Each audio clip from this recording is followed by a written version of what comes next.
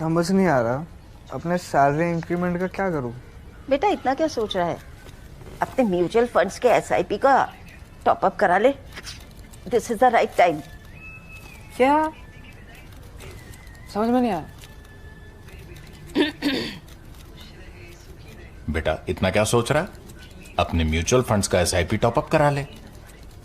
This is the right time. अब समझा।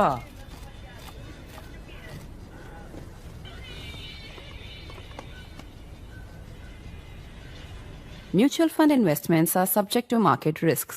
Read all scheme-related documents carefully.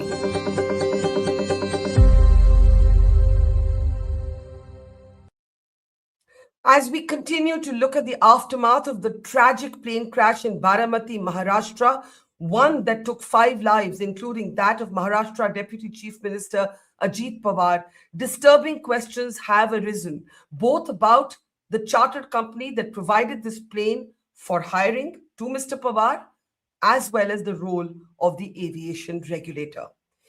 Earlier today, I spoke on conditions of anonymity to a whistleblower, somebody who works with VSR Ventures, the company to whom this aircraft that crashed actually belonged, or rather, to be more accurate, the company leases out these aircraft.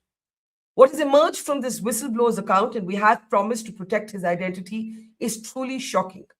It paints a picture of not just deliberate violation of safety regulations, but of possible corruption, financial corruption.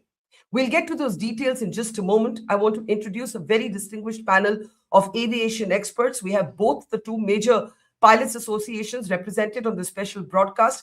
Captain Randhawa from the Federation of Pilots is with us. Welcome to the program. I also want to welcome Captain Sam Thomas from ALPA. Welcome to the program. I'm also delighted to have back with us Sohail Seth. I have to give Sohail credit for first flagging all the murky questions around the role of VSR as well as the DGCA. Yesterday, Sohail on this program called them hand in glove.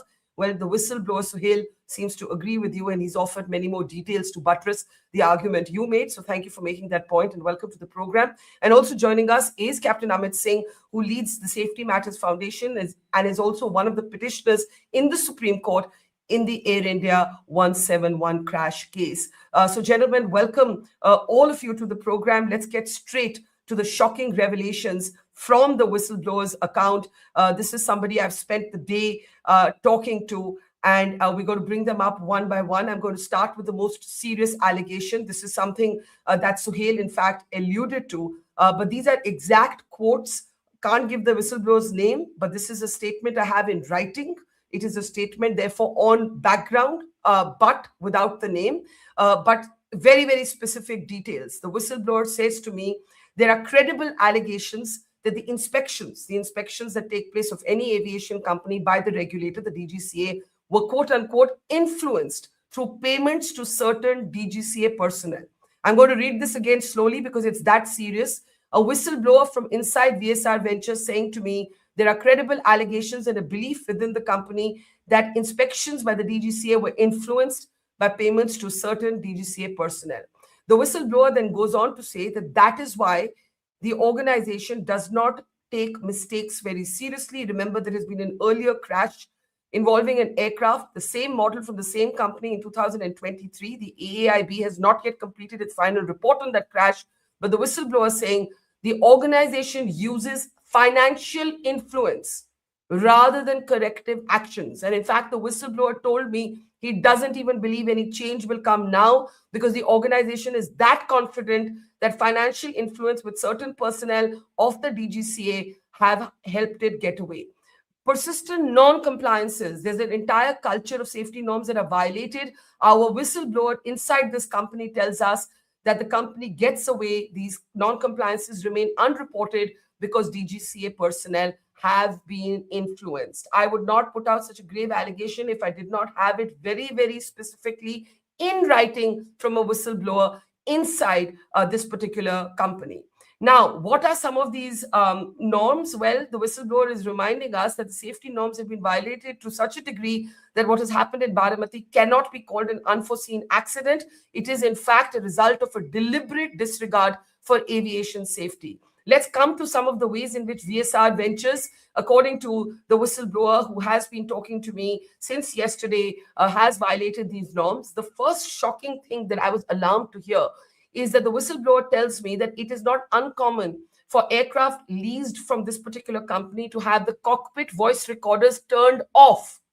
The CVRs are often found in off mode. This is what the whistleblower said to me. Remember, this is so important because the CVR is critical evidence as to what causes a crash. Of course, the whistleblower goes on to say that this is completely in violation of all safety rules. And then the whistleblower adds that even the basic, rudimentary, mandatory safety norm of a checklist, there is no checklist usage in aircraft that are flown by VSR Ventures. Now we come to the very critical point, and as all of you will be very interested in this, we've all been talking about it. When the Indigo crisis happened, it concerned it concerned the issue of pilots and fatigue, right? What is the rest time? It's called FDTL regulations, and we saw the whole chaos with Indigo. Now, the whistleblower inside this particular charter says that FDTL regulations were routinely violated. And here's how they were violated. There was actually, according to him, a manipulation of the documents. So let me give you an example. If we can move on to the next slide. Basically, if a pilot has flown 12 hours in one day, the documents would show that the pilot has actually flown those 12 hours over 2 days. And the whistleblower is saying that this was a very commonplace manipulation of documents. The whistleblower is also reminding us, even as there are whispers that grow about possible pilot fault in this crash too, he is saying that significant pilot fatigue directly compromises flight safety. So this is a very grave allegation. We've had allegations of the CVR being turned off. We've had allegations of FDTL details, the number of flying hours of a pilot being falsified on paper. We've had, above all, a grave allegation of financial payments to DGCA personnel. And last but not the least, this whistleblower tells us that, believe it or not, there is no SOP, no standard operating procedure. Every aviation company either has its own SOP or it has the SOP of the manufacturer. So, for example, Boeing and Airbus will have their own SOP for particular planes. This gentleman says to me that there is no such SOP for pilots or for first officers. In fact, he goes on to describe the absence of a safety culture. It says, like I said, that neither the company nor the manufacturer's SOPs are followed, which means that basically every pilot has his own set of norms, and the first officers have to catch up. He also talks a little bit, the whistleblower, about the absence of a safety culture, says that all of them are trained by a trainer called CEA. They are based out of London, if I'm not wrong, and that the CEA had issued repeated warnings to this company, better get your act together, otherwise there will be a serious accident, and that is exactly what has happened. Finally, something about the owners who have already been accused of financially influencing personnel inside the aviation regulator. We are being told by our whistleblower that the company is basically a one-man shop. It's a father and son shop. There's no functional safety management system, or what's called SMS. We'll keep replaying these points. Let's go back to the first point of the financial influence allegation as I now open this up for comments. Before I come to our three veteran pilots, I want to actually bring in Sohail. I'm just waiting for the screen to actually come back as we... Yeah, there's Sohail. Sohail, we were talking about this yesterday. You said that the DGCA and VSR are alleged to be hand in glove. I actually have a whistleblower's written statement to me. This is in writing from him. I am protecting his identity. He's worried about losing his job. He is presently inside this company, and he has decided to speak because he believes that this accident was not an accident at all. I want to start with the allegation that personnel in the DGCA, he took some names. I'm cautioning you here. I'm not taking those names. He took some names even. He said personnel inside the DGCA, he believes are being paid or have been paid. And that's how VSR is getting away with non-compliance. Your comments. So I will take names and I will be legally responsible. I don't give a toss. So let me tell you the name that is doing the rounds. I don't know if it's true or false, so that we are legally protecting ourselves. The name is Shweta Singh, whose name came up even during the Indigo crisis. Who she is, God knows. Have I met her in my life? Never. Do I plan to? Never. But Shweta Singh is a name that has been constantly coming up in all the responses I've got on my Twitter feed. B, this was the name that was being propped up even during the Indigo crisis as the person who is allegedly or ostensibly having taken money. That's number one. Number two, there is no denial about one fact that the DGCA is in complete partnership or collusion, if one could say, with this particular firm. If you saw, and I'm amazed, and you have three veterans here, so they can weigh in. This is the first time, Barkha, that the DGCA and the Minister for Civil Aviation, without an investigation, without any pending inquiry, have jumped the gun and said, no, this was a weather-related issue. The same weather-related issue was the phrase that was used in 2023 when another aircraft from the same company crashed in Bombay. Now, here's my question. If I don't know what the inquiry is saying, there is no investigation, the black box has just been recovered. How do you come to the conclusion that it's a weather-related issue? A, B, there are three pilots here.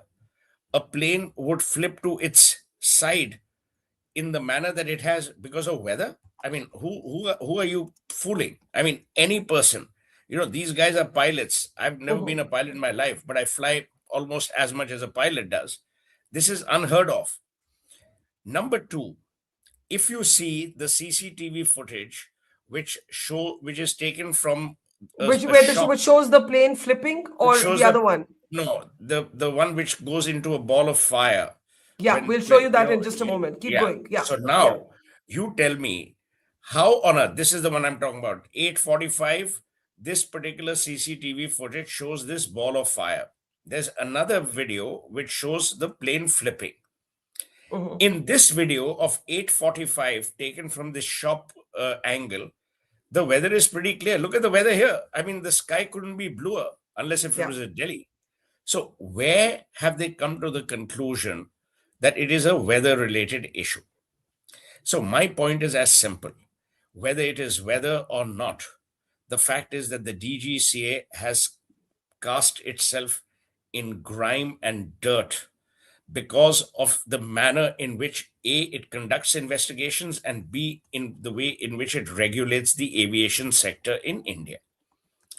I don't want to go back into history, but 22 crores a fine for Indigo for the kind of mess that was caused between December 3 and December 7.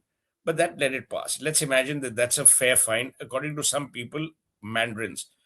My problem, Barkha, which I told you yesterday also, is why do we not have people like these on the panel who are actually in charge and in the DGCA? What do goddamn bureaucrats know about aviation other than asking for free upgrades? What do they know? How are we allowing the aviation sector to continue to be mishandled and mismanaged with grave incompetence and at times ineptness, and we never seem to learn our lessons?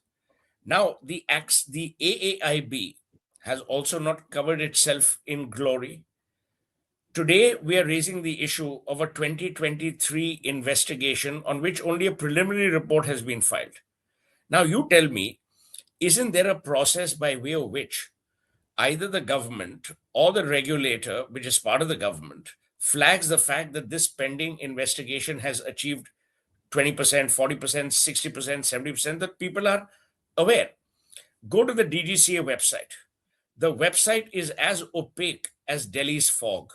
There is no clarity on the website on anything, whether it is SOPs, protocols, investigation, passenger rights, charter of rights, nothing. So I'm saying, Andhi Nagri mein Kana Raja. Andher Nagri mein Kana Raja. This is what we are seeing today. And it is sad that when we have great pilots, and I told you yesterday, when I was on the British Airways Advisory Board, always the one thing that Willie Walsh and everyone else would say, India's pilots and its crew are the finest in the world. Every time a crash happens, we take the easy way out of blaming the pilot. We don't talk about the manufacturer. We don't talk about the operator. We don't talk about the rules. We don't talk about the bending of the rules and the collusion between regulator and operator. And I think it's high time this happens. And I'm glad you're doing this twice in a row, 2 days in a row, because this is what we need. Otherwise, this too will be forgotten. We are Yeah. like Alice in Wonderland. We live from lesson to lesson, but never learn any lessons. That's well said. And again, I must thank you, Sohail, for your plain speak and also for first flagging the murky history around VSR Ventures, which is how I started digging deeper. Very quickly, before I open it up for our three pilots to comment, basically, you have named names. You have spoken about a particular official in the DGCA, but you have also said that you too, yesterday, without a whistleblower's account on record, had heard about financial influence and impropriety. And today you have a whistleblower saying that basically this company was not following safety norms and it was getting away because personnel inside the DGCA were being paid off. This is a clear Absolutely. case I was told. of corruption. And I if can true. I can take the Fifth Amendment, even though it's not valid in India, as someone who is a part of the media in a part. But the fact, Barkha, is that people are coming up and telling you these things. People are saying this on Twitter in response to that tweet that I put out. Yeah. And I was very clear. And look at this.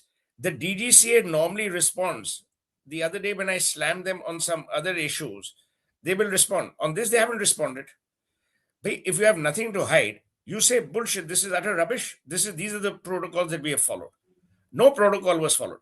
Now you tell me, Baramati is a VVIP constituency. People are flying in and out.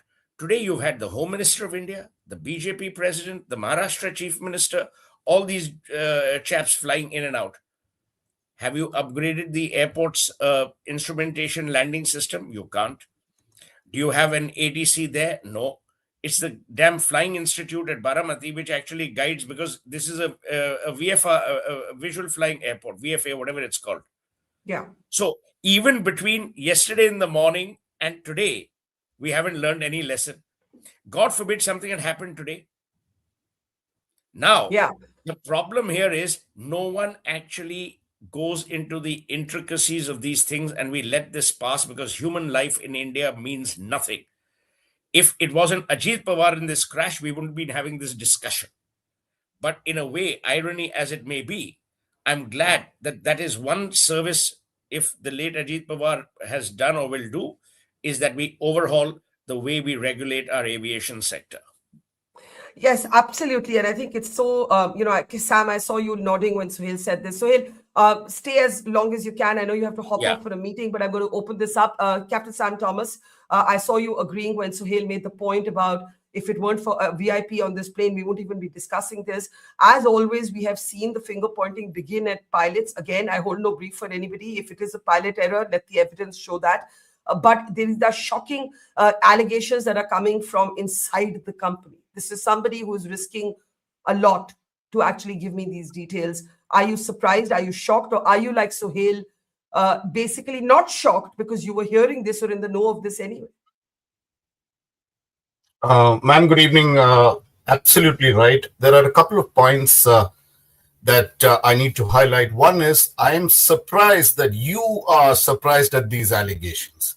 We've been in it. Everybody knows it. And the other thing is we are mostly enamored by Mr. Sohail Seth's diction and the delivery of whatever he says. And the truth factor is tremendous. I wish I had such... The truth factor is what matters more than the eloquence even. Yeah, absolutely, absolutely. And what I was shocked to hear yesterday on the same panel was Mr. Seth put out a sentence to say that VSR can send its gundas behind me, I don't care. That is shocking to me. I mean, if that is going to be a fact, then we are really, really far away from, forget investigations. We are not even close that to was not a figuring fact. out. That wasn't a fact. I was just saying that, we really don't care. I mean, But can I ask you what has been the reaction to the fact of what you said of the DGCA? Did you get calls from the government, from DGCA saying this is not true? Nothing? No. Just No. stony silence? No. And, I mean, as Sam said, it'll take them a lot of courage to call me because I've put it out in the public domain. The only way to respond is put it out in the public domain and then we'll have a discussion. Yeah. I'm not going to harbor calls or, people saying, oh, but we'll do this for you. I don't need VIP stickers for airports. I don't need car passes. I don't need anything. So, Okay. what the hell can they do? Okay, Sam, sorry. Let Yeah, let you finish your point. Yeah. Yeah, ma'am, the third point is the VVIP. Firstly, it's a wrong usage of the term. VIP is the max you can use for anybody other than the president, vice president, and prime minister in the nomenclature. Now, there is a lot of unsaid pressure on pilots when we operate these flights. It's not directly the person in charge. Say, for instance, a particular minister. He will not put pressure on you. But these cronies who are with him will call you 25 times in about half an hour and tell you that it's imperative that the minister reach there at this time. Yeah. Having said that, now you had visual flight rules airport, and at 3,200 meters of reported visibility, how did you commence an approach? The second part of it is 3,200 is not 3,200. Here's a little bit technical factor that comes in. Without confusing the public, I'd like to just inform you that the serious details of this would be given by Captain Amit Singh.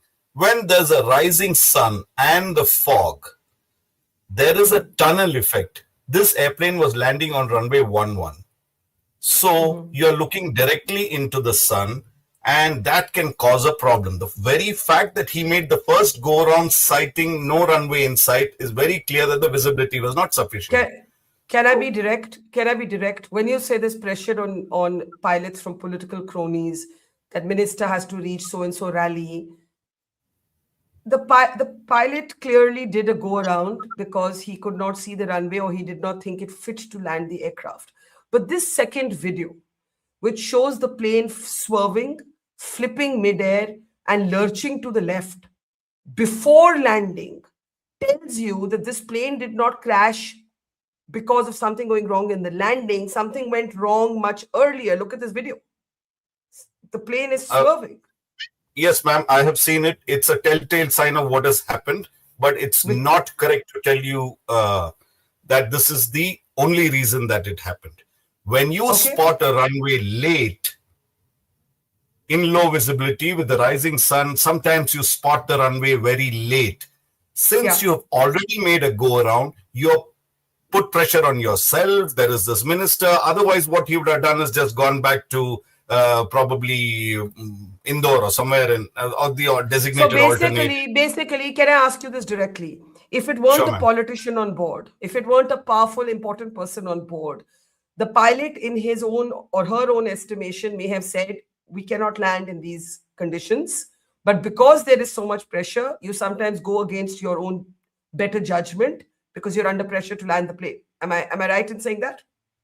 It's very close, ma'am. Very close. It's not just politicians. We fly very high net worth individuals who, believe that if they miss that particular appointment, it's the end of the world. But what we'd like to tell them is, please, you are doing more harm to yourself by pressurizing the crew. There are various forms of pressurization. Yeah, and I want to come to it's not always direct.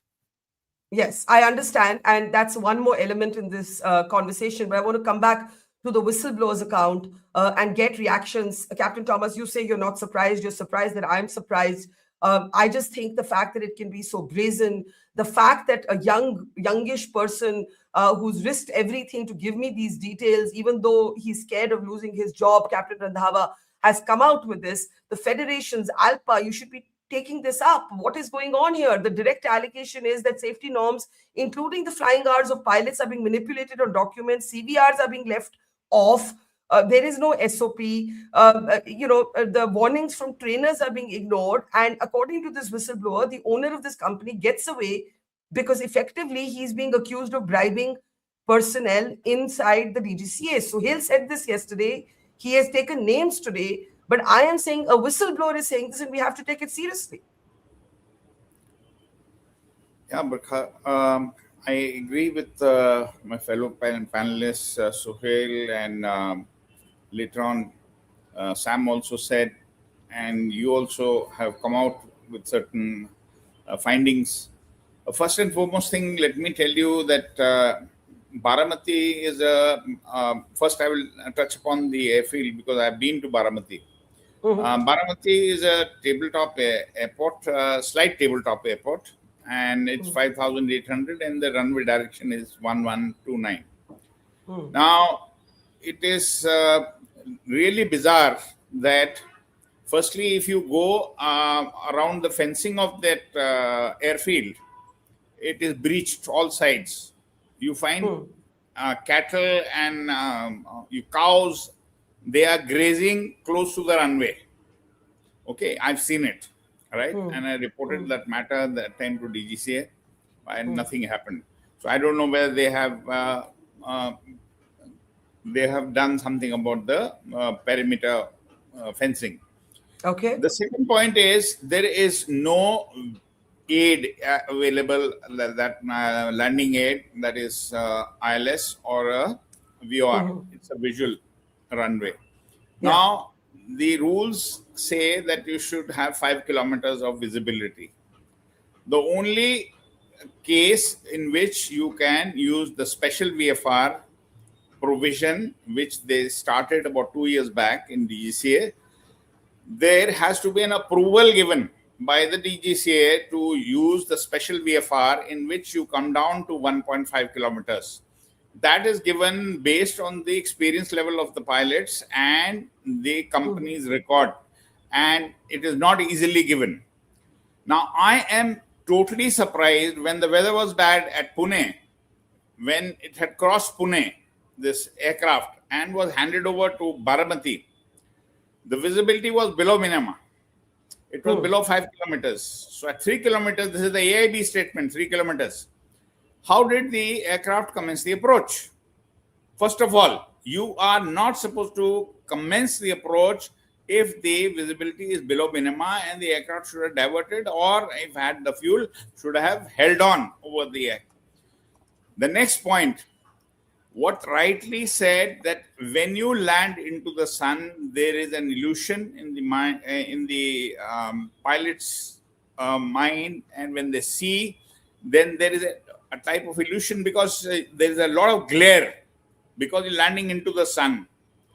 And on top of that, the visibility is also 3 kilometers. So there is a factor of visibility, though. But hang on. You're actually saying that the plane should have diverted. It should never have made that first approach where it had to go around. The plane should have turned back or gone somewhere else. 3 kilometers. 3 kilometers. Yeah. No one is talking about it. I've been harping upon since yesterday at every channel that no one is talking, including the minister. Minister just said that no, weather was okay. Weather was a criteria. There was fog. Where is fog? There is no fog. There is no mist. The visibility was low. Secondly, there is a difference between the horizontal visibility and the slant visibility. That is another point to be considered. What you see horizontally may not be true when you see slant visibility, what the pilots see when they are coming down. The next point, if you see the aircraft, if the runway is there, the aircraft is actually crashed on the left. Yeah. Right? Yeah. Now, you see the aircraft flipping to the left. Yeah. Now, I feel this aircraft, Learjet 45, is a very high-speed aircraft and has high landing speeds. It's got very thin wings, and the span is quite big. It is very prone to tip stalling. So I fear there could have been a tip stall, which will be found out in the DFDR. And what is the tip stall? What is a tip stall? Like whenever any aerofoil, it reaches the critical angle of attack, it will stall because the lift is not available at that time, and drag increases, and there will be the rate of descent will increase, the aircraft may bank to one side, so all things. But in a tip stall, what happens, that tip stall can be on either wing. So let me interject here, Captain Adhama, let me interject here because I want to get in Amit also for a first perspective. Basically, we've got two important points made by you and Sam. Sam is saying there's a kind of unspoken pressure on people when they're flying important people, on pilots when they're flying important people, to sometimes go against their technical judgment to land the plane. You are going one step further and you're saying this plane shouldn't have even made the first approach. Yes, yes. And I'll come to next point. If you what Sam has said is right, we haven't learned lessons. See the fun. We lost Mr. Madhavrao Scindia in 2001 in an accident. Yeah. There have been 8 to 10 dignitaries after 2001 who have died till yesterday. Now, what has the government done today? You boast upon that I am opening up 350 airports, so many airports. And when Mr. Scindia was the civil aviation minister, I had brought up to his notice that these Udan flights which go to all these VFR airfields, the flying clubs are operating, and you have no landing aids over there. What a situation! In America, even a small airport which is having one flying club has got these landing aids. Now, the VVIPs are going. I will just tell you, when I was in DGCA, Mr. Praful Patel was the civil aviation minister, and he used to often go to Gondia. Now, Gondia is again a VFR airfield. When he was the civil aviation minister, and today we are in 2026, it is still a VFR airfield. Wow. So you see that nothing is progressing. We talk about, okay, 1,700 aircraft are going to come. We are going to be third largest. We are going to ask for disasters after disasters in this country if the things are not improved. And we are not actually... And thank you for speaking so passionately, because it's true. We are in a year of a crash where the AIB has still to even respond to the Supreme Court. Amit, as you well know, is one of the petitioners. Tariq pe Tariq is carrying on. Now we discover that in this VSR Ventures, the 2023 crash that took place, the preliminary report ke baad, the final report has still not been submitted. It's almost coming to 3 years. I mean, it is shocking. And now, Amit, Captain Amit, when you connect this with the whistleblowers account, this is, I think, the CCTV from 2023, when the earlier aircraft, same model, same company, crashed in Mumbai. We don't have the final report of this crash in 2026. It is shocking. Now you connect it to the whistleblowers account, that what Sohail calls a collusion between certain members of the DGCA and this company. And I think Sohail or somebody else, I think Sohail only made this point, that in any other country, this charter would be grounded pending investigation. We haven't seen even that announcement. I want you to come back to the whistleblowers account. I want you to come back to what safety, when you hear somebody inside the system saying safety norm after safety norm is being violated, CVRs are put on off position, the number of hours that pilots are flying is being manipulated, is being falsified on documents. They're not being given adequate rest. There is no SOP. And there is now an allegation of financial payoffs. I mean, how does the ordinary person even begin to make sense of all this? So in a safe environment, in a safety culture, the bottommost at the pyramid is what we call pathological culture. And the topmost is generative culture. Most companies, corporates work somewhere in between. Pathological culture is where you do nothing till you're caught. This is where we are. We continue to violate, continue to jump red lights till somebody catches us. And then we say, okay, tomorrow onwards, we'll do something. Or we pay off the traffic cop and then go and then do the same things till we are caught again. So that continues to be the culture because nobody is interested in changing the culture. We are we are working in silos. All departments working in silos, and we try to tinker a few things here and there. So in order to reach the top or become the topmost, we have to change the culture first, because the culture is the driving force. It is not the technology or the aircrafts, the people, software and everything. The people are more important. What the people are thinking and how they are, on what basis are they making the decisions. So if there is a collusion, which is quite clear, because there is, every time we address the symptoms, blaming the pilot is only addressing the symptom. One of the very well-known safety analysts internationally, Mr. Hudson, he once quipped that who is the first person to arrive at the scene of the accident? There was a pause, and he said the pilot. So the pilot is the first person, but Yeah. that is a proximate cause. But the root cause is well deep inside. What Nobody leaps goes to out? the root What cause. leaps out for you, Amit, in both the whistleblowers account and what you've seen so far in the reactions of the regulator or the government or even the company itself? So there is no reaction. If you listen like a professional company, if there's an accident, the CEO will come, he will speak to the public, but the CEO is not an operational expert. An operational expert has to come along with him, who will tell you the technicalities, whether the aircraft was serviceable, not serviceable, crew was trained or not. So both in Air India and this case, if the minister is giving a statement, minister obviously has a very little understanding based on what his advisors have told him. So weather cannot cause an accident. Like fog or snow, they cannot cause an accident. If I'm flying, there's a cloud in front of me, a huge cloud. That cloud alone is not doing anything to me unless I go inside the cloud. So when the elements come together, then the risk increases. So weather will not cause an accident unless I go inside the weather and start doing something. So weather alone is harmless. Now, if at Baramati the weather was poor, then who permitted the flight from Bombay to Baramati? Yeah, which is The the point first that is. criteria of a visual approach is that if I have the runway in sight and I can maintain the runway in sight, then I'm cleared for a visual approach. If I say I do not have the runway in sight, nobody will clear me for the visual approach. How was the aircraft cleared for a visual approach? Because the ATC officer there is not a licensed person. He is from a flying school, hired by a flying school, maybe a ex-ATC officer or whatever. They're not licensed people. And of course, that VIP pressure is there. But first thing is, in the whole system, it is not the pilot making a mistake. It is people making a mistake, and the last mistake is made by the pilot.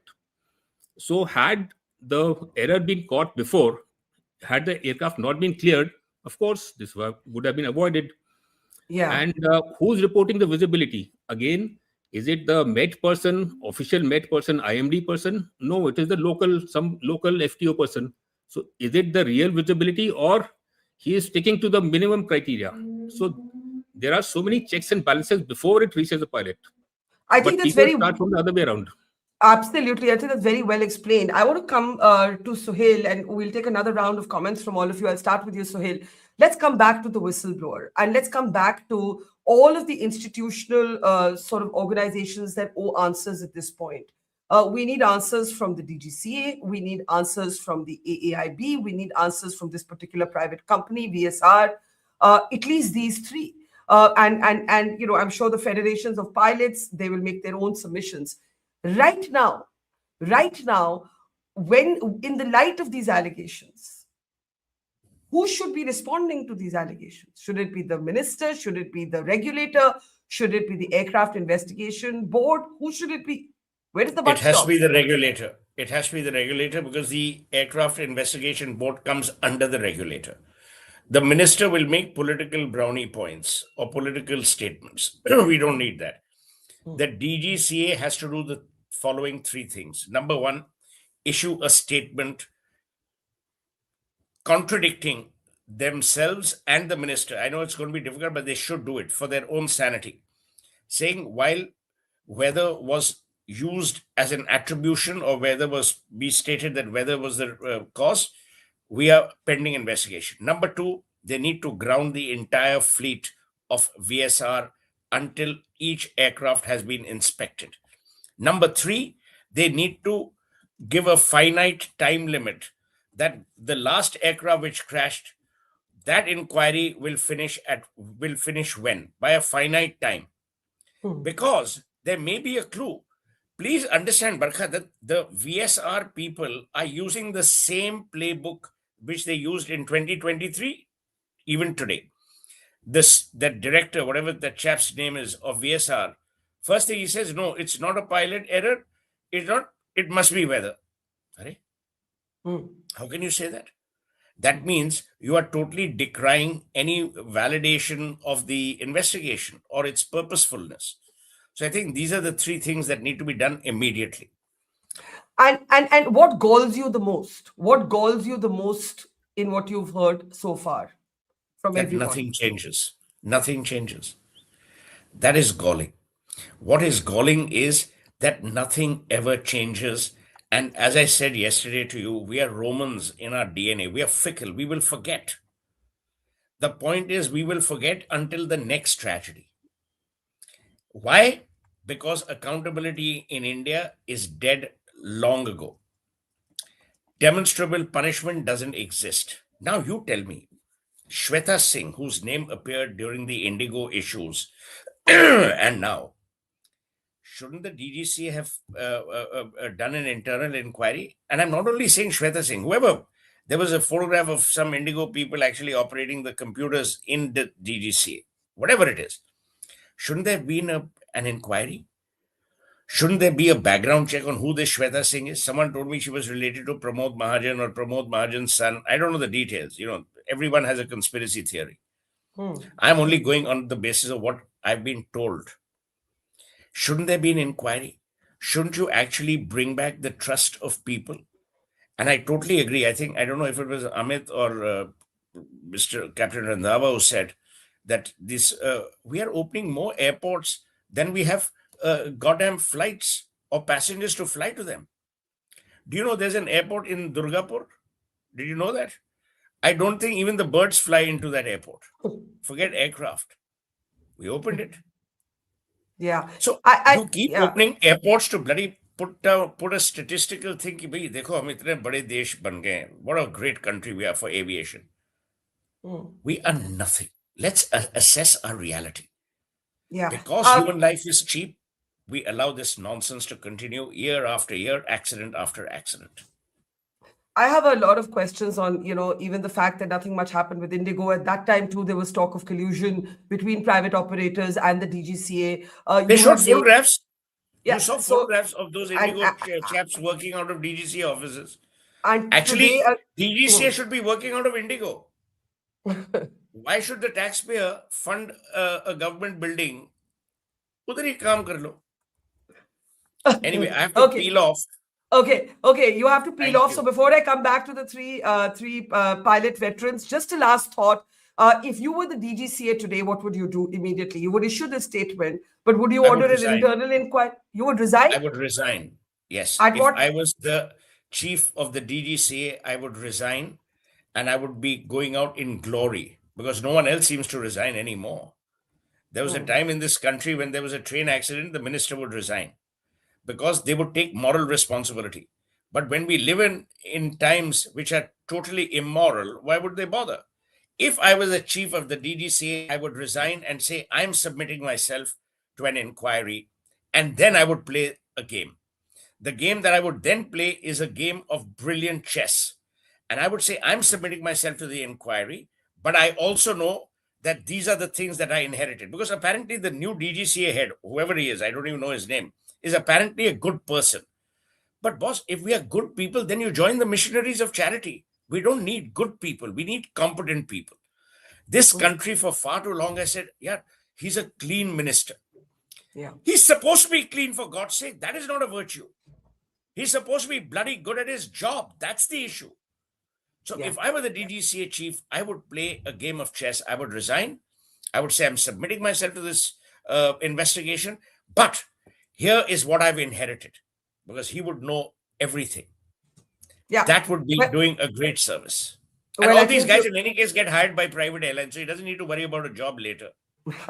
Okay, you've really set the cat among the pigeons with a very serious and provocative, but very, I would say, appropriate comment. If you were the head of the DGCA, you would resign. You would expect some resignations out of the DGCA, but they don't seem to come at all. So here we're going to let you go. I know you've already overextended your time. Guys. Thank you. Thank you. Thank you, Sam. Thank you, Captain Randhawa. Bye-bye. Thanks, Sohail. Thank you. Let's keep this conversation going. We have a few minutes left. I want to come to you, Captain Thomas. You spoke about the pressure that comes from political cronies. What else leaps out for you, in everything we're hearing? I really, when I was speaking to this whistleblower, I was hearing the anxiety in his voice, the fact that he feels this could happen to him next, the fact that this has happened to his colleagues, and the fact that there's no space within these companies for pilots to say anything, or first officers, or engineers, or any other stuff.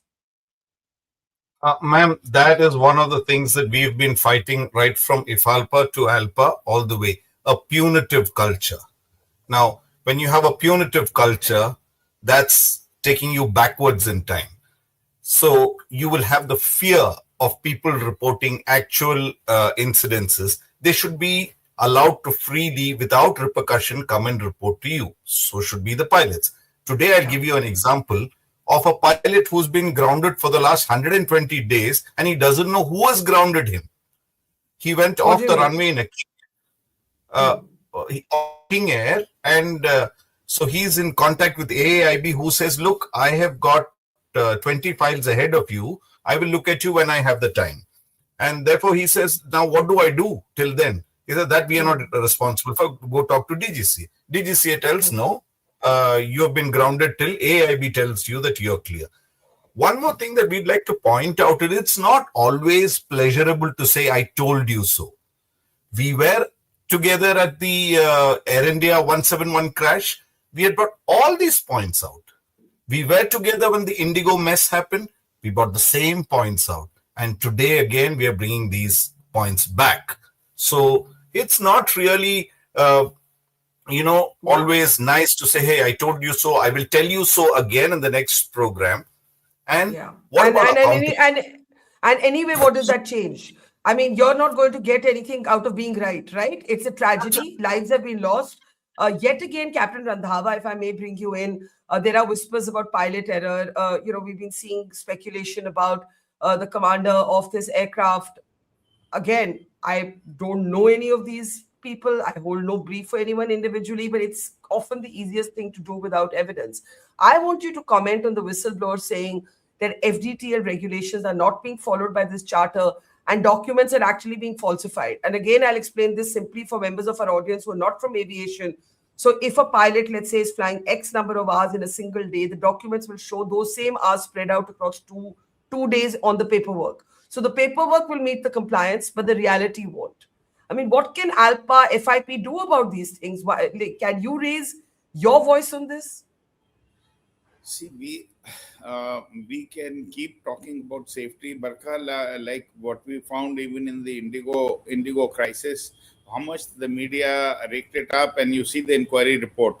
What a clean sheet, and what a mockery of inquiry was conducted. Now we know the facts. You know the facts, that what is happening in the NSOPs, what you bought out the facts, but nothing is going to change in this country. That is I am convinced on this, because there is no action which takes place.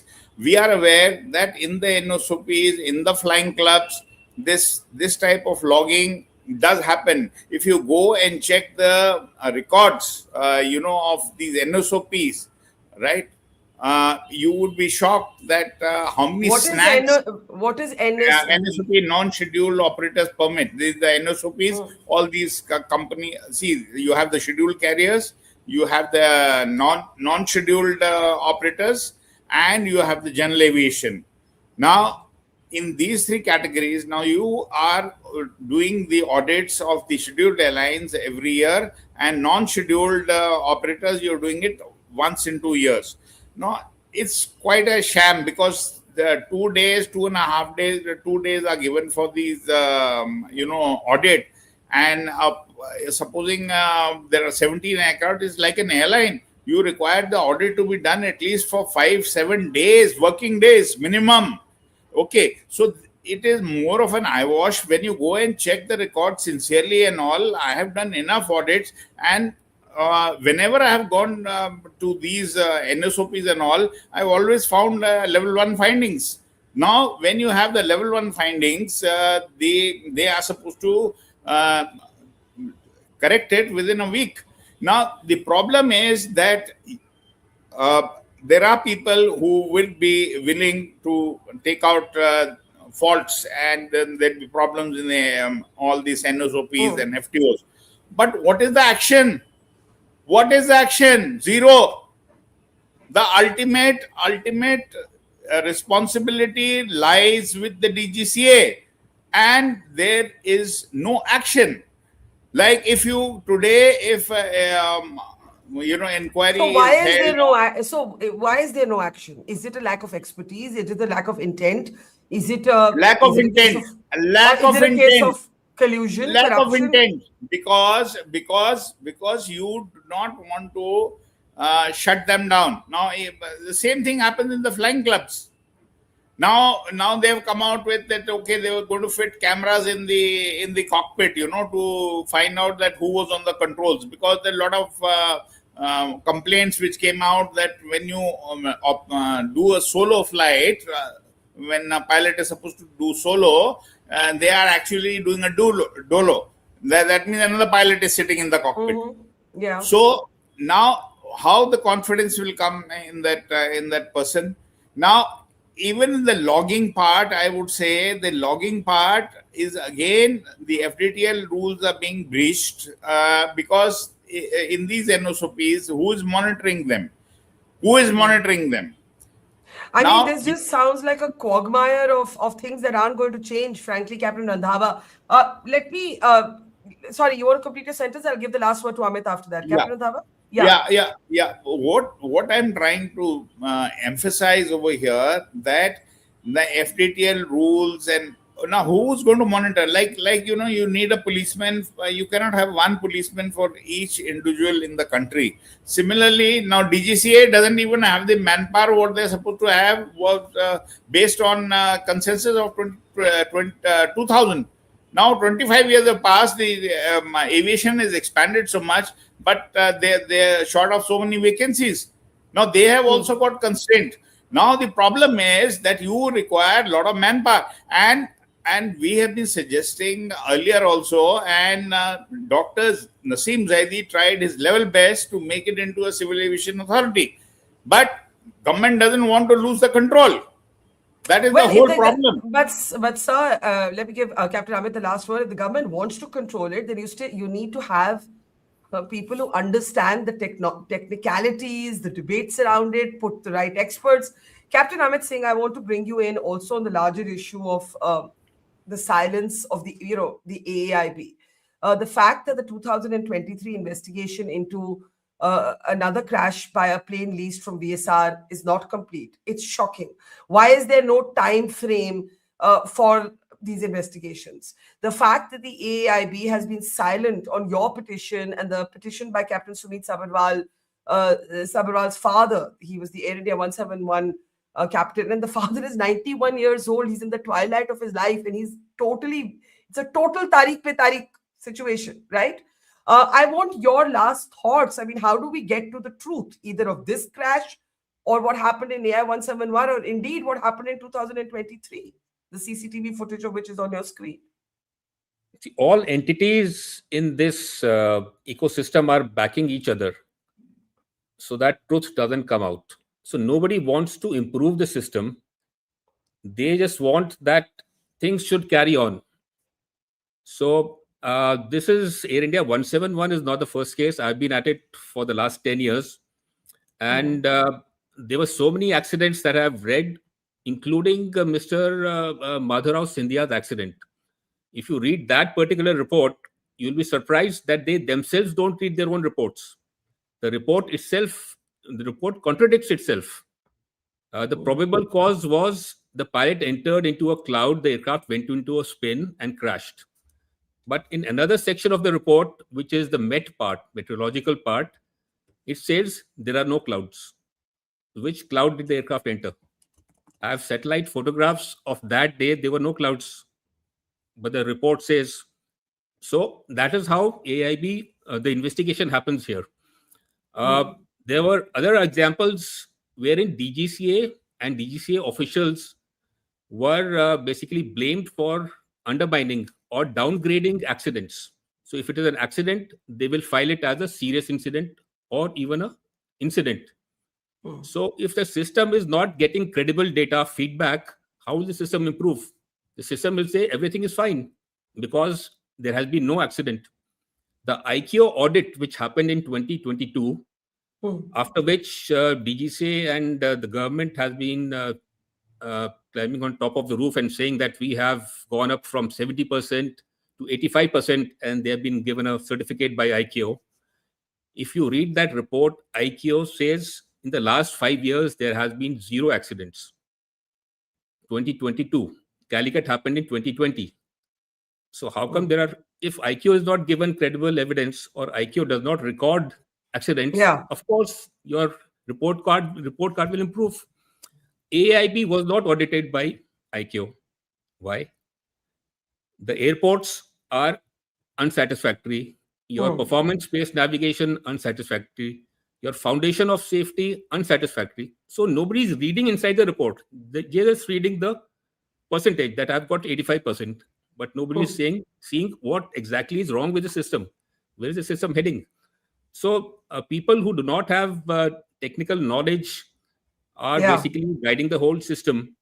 And it is beyond, I would say it's beyond grim, because I think we seem to lurch from crash to crash, headline to headline, mishap to mishap, disaster to disaster.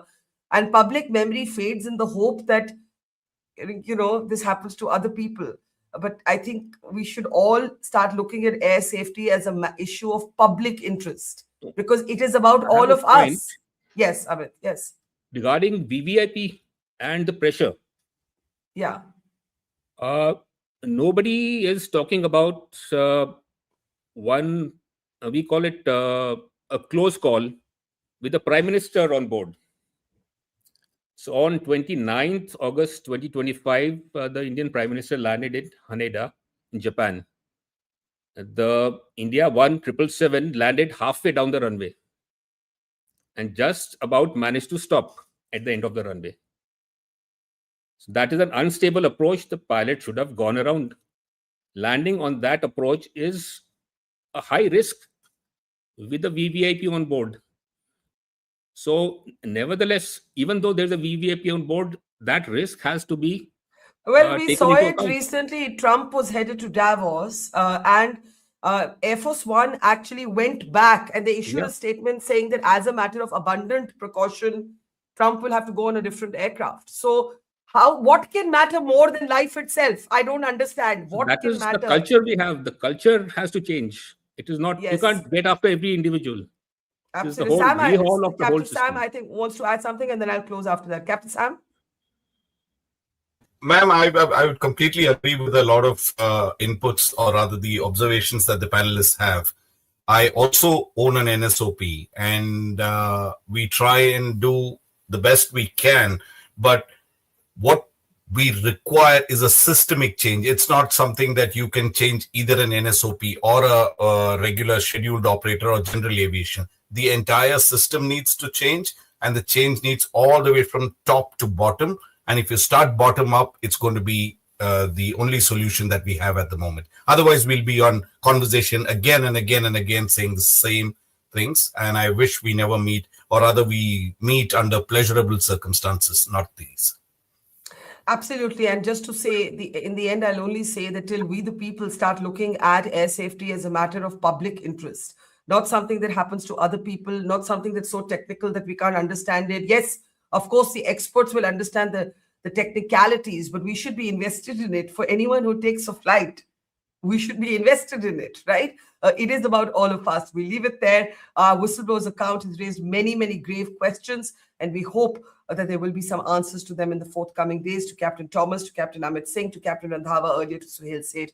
Thank you, and to our audience, thank you for being such an engaged audience. We'll keep following the twists and turns of this investigation, as well as all of the other aviation stories that we've been uncovering. Thank you for watching. See you soon. It's great to see you here. Thank you for watching our work. If you haven't subscribed yet, don't forget to click the bell icon and subscribe to Mojo Story and support independent, robust journalism.